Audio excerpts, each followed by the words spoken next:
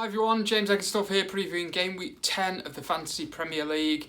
Usual format for the video this week, we're going to review game week 9. I'm going to chat a bit about some of the topics arising in game week 10.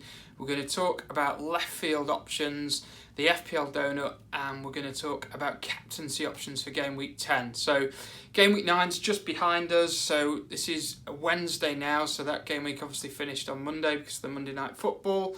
So still a night of European action ahead of us. Liverpool and Spurs playing a bit later on today.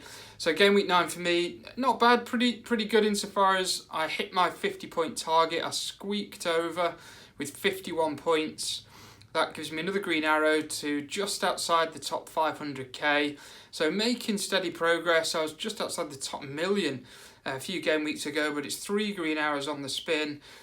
Really like that. That's given me a bit of momentum. That's something you do really need in FPL, and we're looking forward now to the next few game weeks. I'm hoping to build on that. So the heroes for my game week this week: Matt Ryan, second man of the match in a row. He's sort of come out of nowhere really. I was hoping he might return the odd clean sheet, but the fact he's throwing in bonus points and save points as well is brilliant. Really welcoming that. Pretty pleased I've hung on to Mendy at Man City. Was kind of regretting that a little bit when his absence from the team was prolonged over a few game weeks. But he's really come back with some force. He got 5 points for me at Anfield. He's bagged 10 points for me this week, so that feels pretty good. I guess he's probably quite a popular target now for other managers out there.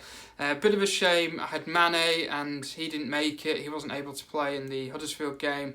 And Bennett came in for him and sadly picked up 0. So that was a bit of a surprise given Wolves' form. He got a minute booking right in the last minute, so bit of a pain that one, but never mind. So it leaves me in a fairly decent position, I feel, going into game week 10. So looking at that, there's a few things here that I think we need to cover off, a few popular themes. So I'm going to talk about Aguero, the return of Kevin De Bruyne, the guys at Arsenal, and Marcus Alonso. So lots of people I can see on social media are asking myself and asking each other, you know, what to do with some of these players right now. So let's start with Aguero. And the major problem that people are having with this chap is that he's not playing the full game. He seems to be getting brought off after about an hour, which I thought was quite interesting considering that last night in the Champions League he didn't play at all, which is great from an FPL point of view because he's getting plenty of rest. I do feel, I know Pep mentioned a few weeks ago there's a possible injury or niggly injury, not enough to keep him out, but maybe they're managing that through. I'm not entirely sure why he's not playing the whole game, but for me, I don't think it's a whole reason to be worried, and certainly not enough to take him out the team, because take him out your FPL team, because I don't believe there's really anybody else that is sort of comparable to him right now, or anybody else that would be a good move. The only one you might think about is Lacazette, but I'll come to that in a minute. So with Aguero, what's given me confidence is that he's got the most points out of all the strikers, so he's number 1 in terms of points for all the forwards that are available in the game. He's got the best points per game return out of all the forwards, and you could argue that statistic is skewed a little bit because he got that really big, was it 20 points that he got against Huddersfield? So even if you take that out, he's still well within the top 10, so he's the 8th best, even if you take that really good game week out and don't factor that in. He's had the most shots out of everybody in the whole league, and he's hit the crossbar the most times, or the woodwork the most times as well. So even though he's only playing an hour, he's still returning points, he's still fairly consistent. You'd argue that his game time will perhaps only get more. You can't really see him playing any less than an hour unless he's completely rotated, as we saw with Sterling this week, which, by the way, if anyone did bring him in, I thought that was really unlucky. Pep rotation at its best. And there's another factor that appeals to me with Aguero is of course the return of his supplier-in-chief, Mr. De Bruyne. So he's back from injury. That's just going to mean more chances coming Aguero's way. That's only a positive thing in my mind. So do we need to get De Bruyne into our teams? Well, let's look at the stats. This is a guy that got over 200 points last season, and not many players do that. I worked it out. He contributed, this is amazing, this stat, he contributed pretty much a quarter of all Man City's league goals last season. That's amazing. That's a really impressive stat. I kind of think there's a couple of challenges here. I think the injury he's had has been a bit of a nasty one. He's been out for a good few weeks, or certainly a couple of months. So he did get back last night and played in the Champions League. He did get an assist, but he only played around an hour. So maybe they're sort of he's feeling his way back in, and his game time will be managed a little. But there's another factor that I've thought about, and I remembered, I don't know if anybody remembers, at the start of last season there was panic amongst the FPL community. De Bruyne, everybody felt was going to be a nailed-on option, and at the beginning of the season was playing quite a deep, quite a non-offensive, non-attacking role. And I've been thinking about some of the stuff that Pep's been saying in the press. He's talked about the importance of Fernandinho to the team because they don't really have an alternative. Of course, they lost out to Chelsea in the summer when they wanted Jorginho. So with the fact they've got the likes of Gundogan, Bernardo Silva, David Silva, they've got quite a collection of decent technical and attack-minded midfielders. I do wonder, maybe on occasion, I'm not saying every week, but maybe on occasion De Bruyne will be asked to cover for Fernandinho. Fernandinho has started every game. He played last night in the Champions League. The guy's going to need a rest at some point. So this isn't me saying I definitely think it's going to happen, but it is me saying that with Spurs away the next match, I don't think it's a bad thing to just kind of have another look. And then if I've got my fixtures correct, they've got the Carabao Cup between then and the next league game, and then they've got another European game. So I think there's argument there to just see what happens with De Bruyne and just really get a feel before committing, because even though his price is still fairly cheap in that it's 9.7, and that's pretty good for a player of his quality, at the same time you don't want to rush in and kind of get it wrong, given that there are some other good options available. Going back to the minutes and the Aguero problem, moving on to Arsenal, I can see this theme potentially being repeated here. So I actually think that with Arsenal, there's only two viable FPL options that you can consider. The first being Lacazette, because he's clearly a favourite of Emery and he's playing every week and he is on form. And the second is Bellerin, who looks to me to be maybe questionable in defence at times, but certainly from that attacking output, he's like the guy was a couple of years ago when he was really flying. Plenty of assists, plenty of attacking play, and his price is pretty good. He's 5.4, which, considering some of the prices of Alonso and Mendy and Robertson and people, is pretty good value if you ask me. However, I do feel that from the Arsenal attackers, so we're talking Ozil, Ramsey, Mkhitaryan, and all these guys, a boomerang, I know it's not called that, Aubameyang. There are pretty much 7 attackers for 4 spaces in that team. It just doesn't sit well for me. Even Lacazette, I talked about it, I think, in a previous video, that they've still got people like Danny Welbeck on the bench. He's not even getting on. So I do feel that there is inevitable rotation there, and it doesn't really sit easy. You may jump off Aguero because you're worried about his minutes, put in Lacazette and be out the frying pan and into the fire, and kind of have the same problem but with a different team. So I think Arsenal are a bit of a wait and see still at the minute for me. And then finally Alonso, no attacking returns since the 1st of September in the Premier League, which, considering we're nearly in November, that's pretty mad.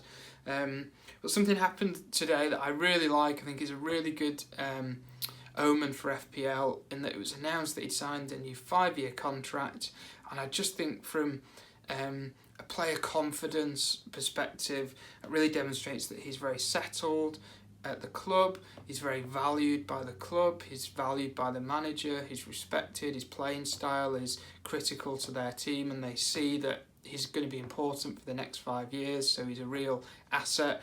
And I think that is only going to bring confidence, even more confidence to his game. He's got some great fixtures. I think the fact he doesn't have Champions League to worry about, particularly as we get into the winter and the games are thick and fast, is another real plus from an FPL point of view. So yes, he's expensive. He's up there towards the 7 million mark. But if you have him already, I think he's worth hanging on to just for a little while, just to see where the land lies. And then maybe you could look at, if you needed that cash for De Bruyne or something like that, you could look at it then. But I don't move too hasty on him. I think that there could still be some good points to come out of him. So there's some of the talking points that I hope I've cleared up for game week 10. In terms of the left field options, so normal format is a defender, a midfielder, attacker. I've gone a little different this week because I've pulled out a few names, and I think there's some teams, 3 teams here that I quite like their short to medium term fixtures. So I think it's fair to say if you're looking for a defender at the minute, I've got Matt Ryan, like I said. I think in front of him he's got Duffy and Dunk, 4.5 and 4.4 million respectively. If Brighton are going to get clean sheets, these guys make an incredible amount of blocks and interceptions and tackles. They do great on the bonus. They're also not bad when they get into the opponent's box at getting headers and chances as well. So I think given Brighton's fixture list, if you want a defender, those guys at the minute could be great value. Into the midfield, I've pulled out, like I said, some teams here. So I'm going to talk about some options from West Ham and a couple of options from Watford that caught my eye in the fact that they were playing in the game against Wolves that they won at weekend. So for West Ham, there's a couple of guys here that might get an opportunity on the back of a really disappointing piece of injury news for Yarmolenko. Always really sad when a player gets a bad injury, and it looks like that guy's season could be over, which is a real shame because he was really starting to settle into the Premier League. But that might open a door to a couple of guys. One is an FPL, bit of a veteran. He's been around the Premier League in the past and he's always sort of ticked along and done okay. Robert Snodgrass might get running the team. He did start on Saturday and play the whole game. Quite a technical player, takes free kicks, takes corners and things. Small caveat is he is on 4 yellows, so just be careful if you took a look at him, put him on your watch list. He may have a ban coming in soon if he gets booked again. And the other player is a guy that has played made a couple of sub appearances in the Premier League, but has impressed in the Carabao Cup. Let me try and pronounce this right. Diangana, I believe his name is, but he's a 4.5 midfielder. Really interested that when Yarmolenko unfortunately got carried off injured, this chap was selected over some more experienced pros to come on from the bench, and by all accounts had a pretty decent game. So if he nails down a place in the side, West Ham have got some good fixtures. He could free up some value. He could even be the guy that sits on the bench for you as a 4.5 option, and coming into the Christmas period or the winter period may be handy if you've got rotation problems. He could perhaps come in. Both a couple of players there to get on your watch list, I think, as are a couple of players who played for Watford on Saturday. One I really like, and I've always been a big fan of his, and he's never really quite taken off. But interesting that he's fit, and once he's fit he was selected, and that's Deulofeu for Watford. You think he only lasted about an hour, just over an hour, but definitely one to keep on the radar. And the other player, we've talked about him in videos in the last few weeks, real lack of players in this sub 5 million category, lack of strikers or lack of forwards, making it tricky if you want to play 5 across the midfield and have your sub as an attacker. And he got a game, he finally started, and this is success at Watford. Caveat to this, I don't know why he started, but Deeney didn't play, so I'm guessing Deeney might have been injured, but Gray was on the bench, so was it tactical? Were these other guys rested? Were they ill? Were they injured? I don't know. Worth getting your eye on that one, because if he gets a run in the team, or even if, say, he starts every other game, but he just get on in the other match, maybe it's worth keeping an eye on him, because I think he's 4.5. He might even have gone a bit cheaper. But he could be an option. Nearly won a penalty, but it was given as a free kick, so nearly got an assist. But he's one to definitely get on the radar as winter closes in. FPL Doughnut of the Week. Bit of a tricky choice, but in the end it was a guy that weighed in with a terrible score of -1. It was a player that was a real surprise last season, and it was a real bargain, and as a result his price has gone up, and his performances really aren't reflecting his price at the minute. He's playing in a team that seemingly find it impossible to score, and he missed a penalty at quite a crucial game in a match on Sunday. I think you probably all know who I'm talking about. It's a player who cost me an assist. I've got Zaha. I was given Zaha one last game, and it would have been Zaha's assist had Milivojevic not taken a pretty awful penalty straight down the middle at Pickford. So, sorry Luca, you are the FPL donut. And then finally this week, let's talk about captains. Bit of a boring one. Liverpool, they're at home to Cardiff. So without knowing the outcome of the Liverpool game tonight and whether there might be any injuries, it does look pretty obvious from here. If you've got Salah, you're probably going to captain him. If you've got Mane and you don't have Salah like me, then you're looking at it thinking, yeah, that feels pretty right. That's probably the right call. But of course, there's a couple of days to go, so things might change. Outside of that, Hazard away at Burnley, if he's fit, then that one feels probably a half decent second best option. But then there's always a sneaking feeling for me, Aguero, I never think that's a bad idea. I know he's away at Tottenham, but City score that many goals. If you don't have any of the other aforementioned players and you're unable to bring them in, I don't think it's a disaster going with the Premier League's top performing forward. I don't think that's a bad plan for the reasons mentioned before, but as it stands on paper, that Liverpool game does look pretty good. So I hope that's useful. Thank you for all your support and thanks for tuning in. Shout out as ever to my guys on the Patreon on the FPL Masterclass. Really loving the stuff that we're doing this week. I'm going to do another video talking in a bit more detail about the De Bruyne stuff. So if you're interested, head on over there. And I'll be back next week for game week 11. Cheers everybody. Take it easy.